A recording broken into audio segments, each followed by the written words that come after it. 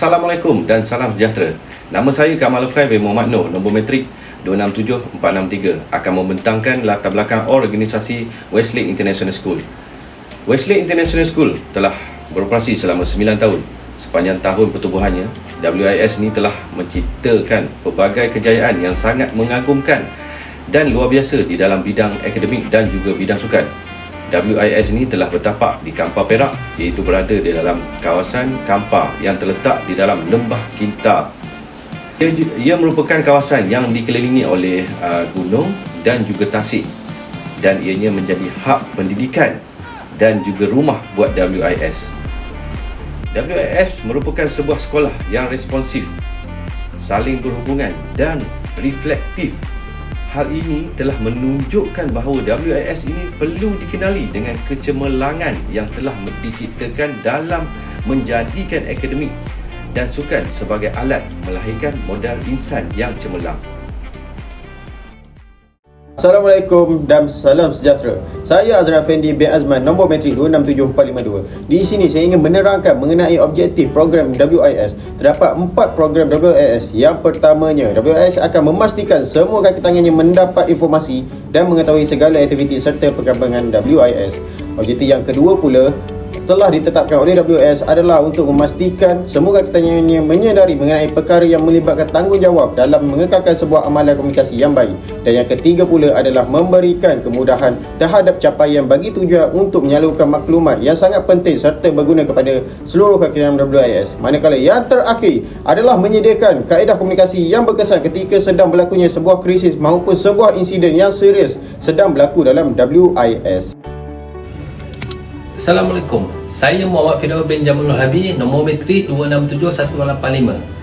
Skop rancangan komunikasi WIS ini bertujuan untuk memfokuskan terhadap komunikasi dalaman bagi kaki tangan WIS, bagi mengukuhkan komunikasi dalaman dengan cara menyebarkan informasi maupun maklumat kepada kaki tangan melalui beberapa saluran yang benar dan mampu memberikan kesan yang baik. Tanggungjawab terbahagi kepada 3 kumpulan, iaitu kumpulan pertama adalah digelarkan sebagai Board of Governors, iaitu bertindak sebagai jawatan kuasa pengurusan. Kumpulan ini akan menggunakan kaedah komunikasi dua hala secara terbuka dengan menggunakan pelbagai saluran yang berkesan. Bersedia untuk menerima serta mendengar segala maklum balas yang diberikan dan juga pandangan daripada kaki tangan. Kumpulan kedua pula adalah digelarkan sebagai Leadership, iaitu merupakan kepimpinan yang ada di dalam WIS ini. Kumpulan ini akan melakukan komunikasi secara berkala bersama dengan ahli di bawah mereka, dan mereka akan memastikan segala informasi yang disalurkan atau dihebahkan oleh pihak WIS dapat difahami oleh semua ahli kaki tangan.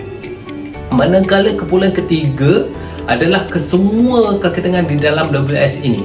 Kumpulan ini akan memastikan segala maklumat yang ingin disampaikan oleh pihak atasan senang untuk diakses oleh kaki tangan dan ianya akan disebarkan secara lebih meluas dan menyeluruh. Bagi kategori maklumat pula, terdapat 3 maklumat yang telah ditetapkan oleh WIS dalam amalan komunikasi yang baik ini. Pertamanya adalah berkaitan dengan nilai, wawasan, misi dan pelan strategi. Di dalam kategori ini, ia merupakan dokumen yang terpenting bagi tujuan rujukan semua kaki tangan WIS. Kedua adalah maklumat untuk pelaksanaan tugas. Ini dikategorikan sebagai maklumat yang terpenting dalam mempertingkatkan pengetahuan mereka dalam bidang perkhidmatan masing-masing. Dan yang terakhir, berkenaan dengan maklumat media dan publicity. Maklumat-maklumat seperti ini biasanya ialah maklumat yang dikeluarkan oleh keratan akhbar berita majlis rasmi WIS. Ia memberikan faedah yang sangat baik kepada seluruh kaki tangannya. Salam hormat, saya Daik Nur Hafiz bin Hamzah, saluran komunikasi. Dalam memilih saluran komunikasi yang betul bagi menyampaikan maklumat kepada golongan sasaran yang tepat, ianya dilihat sangat penting dalam memastikan setiap mesej yang ingin disalurkan dapat diterima dan difahami. Dengan ini, penerima boleh memberikan maklum balas berkenaan maklumat yang telah disampaikan. WIS telah memilih 2 saluran komunikasi yang dilihat mampu memberikan kesan yang baik dan dilihat sangat bersesuaian dengan anggota kaki tangan yang terlibat. Saluran pertama iaitu saluran secara maya. Pertama, komunikasi bersemuka. Komunikasi ini dilihat dapat memberikan kesan yang baik serta kefahaman yang lebih berkesan dalam perkara yang melibatkan mesej seperti mesyuarat, kelas online dan lain-lain. Kedua, email juga boleh digunakan sebagai saluran komunikasi dan ianya dilihat sebagai sebuah alat komunikasi yang penting di dalam WIS, terutamanya di dalam penyebaran informasi yang berkaitan dengan perkeliling, kursus dan bermacam-macam lagi. Ketiga, web adalah sebuah saluran yang dilihat antara yang paling penting dalam memberikan informasi pelbagai maklumat berkaitan WIS.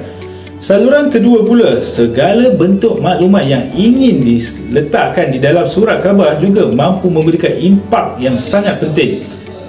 Papan notis juga adalah saluran komunikasi yang boleh disediakan. Seterusnya, bahan cetak seperti risalah dan juga brosur juga boleh digunakan dalam penyampaian informasi tertentu.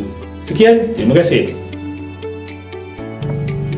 Salam sejahtera, nama saya Song Jing Leng, nombor metrik saya 267402. Permasalahan analisis SWOT dilaksanakan dengan menggunakan kaedah tinjauan dan juga maklum balas yang diperoleh daripada panduan amalan komunikasi yang disediakan.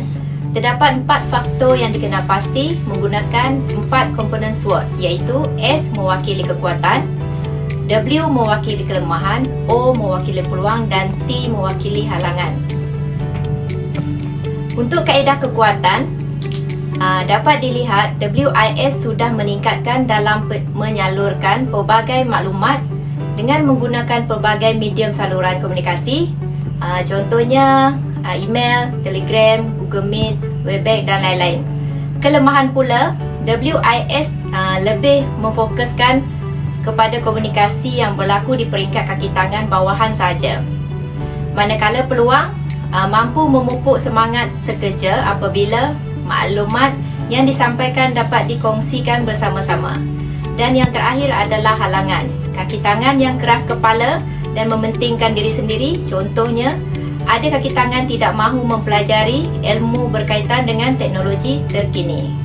Sekian, terima kasih.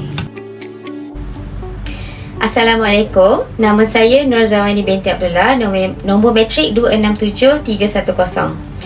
Cadangan daripada kami adalah komunikasi interpersonal yang berkesan telah lama dikenali sebagai salah satu asas untuk kejayaan sesebuah organisasi. Peraturan untuk semakan awal dalam proses audit membantu mengenal pasti sama ada terdapat sokongan komunikasi yang diamalkan oleh pengurusan sesebuah organisasi. Dalam usaha menguruskan aktiviti kerja yang selaras dengan objektif organisasi, terdapat pelbagai jenis kaedah yang diamalkan yang mana ianya bergantung kepada iklim yang wujud dalam sesebuah pengurusan.